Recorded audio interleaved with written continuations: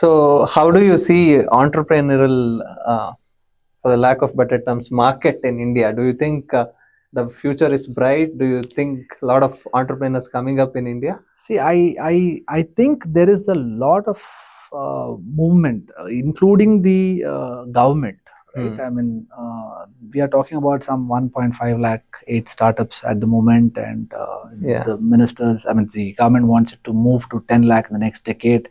So while there is a lot of movement in that direction, Hmm. a lot of people also find failure as a very, very important aspect. It's not very easy to handle failures, right? So this is exactly where I think we help students to mitigate the kind of risk that they can take otherwise. And I mean, honestly, we have done a lot of workshops, seminars. Many of them are interested in entrepreneurship. Probably not today. That's because they're not sure. They're not really sure. But if you ask generally, would you like one common thing that I get to hear is, why do you want to be an entrepreneur? Big money, right? I mean, Yeah. but that is not the drive. That is exactly where these guys miss out on the opportunity. Who should become an entrepreneur? Somebody who is passionate about solving a particular problem, any problem, right? Okay. Anything that is impactful, that is passionate and close to his heart. Because generally, as human beings, we resonate with problems. We see problems. Some of them actually go ahead and want to solve it. Majority of them will sort of be insensitive to it, right? I mean, they think it's a problem and leave it there. So the guys who have the passion to go out and commercialize that problem, because otherwise there's nobody else doing it, right? I mean, either you do it or somebody else will do it. So who have that mindset are the people who will probably get there. Yeah. So recently, I mean, just the last week, this was the number one trending news in the nation, that Piyush Goyal ji talked something about entrepreneurs and startups in Startup Mahakumbh. So he said, at least one thing he said is, about the food delivery startups and other things where you're using unskilled laborers among the Indian youth, and actually you're keeping them unskilled so that the rich can eat in their homes without stepping out. That was the famous thing he said.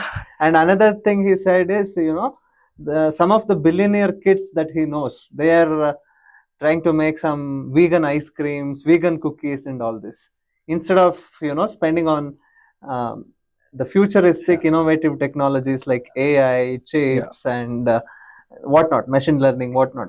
So I mean, these are the two remarks that heavily trended. There are pros, there's a lot of backlash for him saying that, but in some sense, partly he's right, but a lot is to do with I think the kind of ecosystem that the people in India need to have, right? I mean, you can't really compare it with China or US because the ecosystem there is different, right? There's a lot of challenges for a startup founder, in terms of provisions, the kind of movement, even as simple as maybe registering a company, right? So while that is not so favorable for a startup founder, if the government actually moves to actually get the ecosystem meant meaningful for startup founders, then I think it would be a game changer. While of course I also read articles where a lot of them are doing very general, startup has become a fad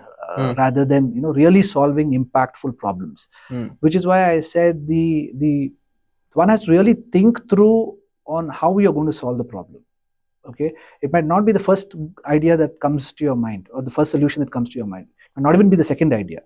They call it the rule of three, where you actually brainstorm and come up with most likely the third solution will be your better solution. So I'm saying a lot of students or the aspirants look for what are the business opportunities. While that, of course, that's good. I mean, there's nothing wrong with looking at a business opportunity and moving in there, but to really create an impact and put your heart there with that passion, that requires a lot of self-discovery, to understand what your passion is. So yeah, I think there is backlash. There is there's a good side to it. At least the guys like Septo and all. I mean, you said there are unskilled laborers who are working for these guys. There are sometimes BCom graduates are doing Swiggy delivery and all because they get better salary there, right? Better sometimes even better remuneration, compared to a regular job. Mm. So yeah, so there is that that issue which has to be addressed,